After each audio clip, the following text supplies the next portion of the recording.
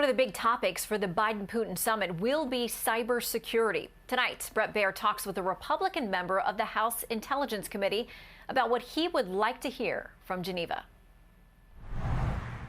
Shannon, thank you. This is what Vladimir Putin told NBC about his country's blame of recent cyber hacks of the U.S. Where is the evidence? Where is proof? It's becoming farcical.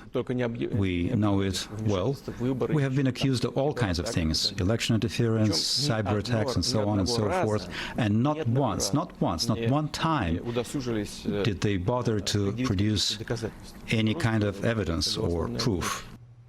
So what about that? Let's talk about that answer and President Biden's meeting upcoming with the Russian leader, Vladimir Putin. Joining us tonight, Utah Republican Congressman Chris Stewart, who serves on the House Intelligence Committee. Congressman, thanks for being here. You heard Vladimir Putin there essentially say, we don't know anything about it and you don't have proof. What about that? Well, Vladimir Putin says it, therefore it must be true, right? Of course he's going to deny it. And his denials are forceful and emotional, but it's simply not true. I mean, look, these transnational criminal organizations, he's been hiding behind them for part of a generation. These organizations can't work without a certain amount of funding.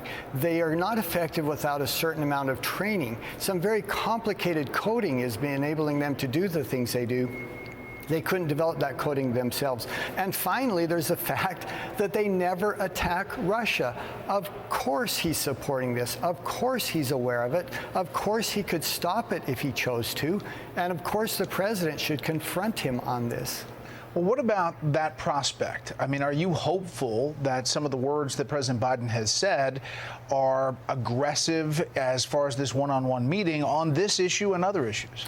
Well, I'm hopeful, but perhaps not optimistic. I mean, the good news on this is there is bipartisan agreement on this. Myself and two other Democrats on the House Intelligence Committee sent a letter to the president in the last few days outlining our concerns, laying out what we hoped that he would say and how he would confront them. And as we say, this conversation has got to have teeth. It can't be, hey, don't attack us with cyber attacks, and Vladimir Putin go, we don't, and then say, well, okay, well, that's good to know, and move on. Of course he does. Confront it. Look at the reality, and this is the key to this, Brett. For far too long, we have done nothing but play defense. It's time to use some of our offensive capabilities. They have been attacking us for years with impunity. No one ever pays a price, and that policy has got to change. And by the way, I said the same thing under the Trump administration. One thing President Biden was asked about on this trip was the possibility of a prisoner exchange, if you will, on the cyber security front, these criminal gangs going after them inside Russia, and perhaps some who are inside the U.S. could somehow be swapped. This is what he said, and then you mentioned bipartisan concern about it. Here's Senator Mark Warner as well. If there's crimes committed against Russia, that in fact and the people committing those crimes being harbored in the United States, I'm committed to holding them accountable. I'm somewhat suspect whether Vladimir Putin's really going to turn over these cyber criminal gangs. I think a lot of these folks, their day job may be working for the Russian spy services, and their evening moonlighting may be as cyber criminals. So what about that prospect, Congressman? Well, look, I know that there are criminal organizations in the United States that do the same thing. And if they are, and they do, then we should hold them accountable. We should pursue them with every avenue that the Department of Justice and the FBI and others can. But there's a difference. And that is, once again, we're not secretly supporting them through U.S. policy. We're not training them. We're not providing them financial services so they can monetize what they're doing. There's a real difference here. President Biden said on this NATO trip in Brussels, saying that every NATO leader he's talked to supports him sitting down one-on-one with Vladimir Putin. Do you?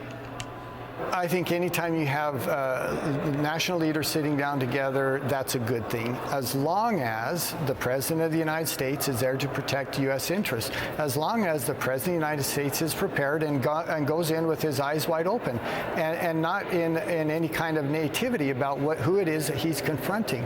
So, look, having conversations with any national leaders is a good idea, but do it in such a way that advances U.S. interests. Do we have the capability to attack back right now We could destroy many of these infrastructures, these organizations' infrastructure, if we chose to.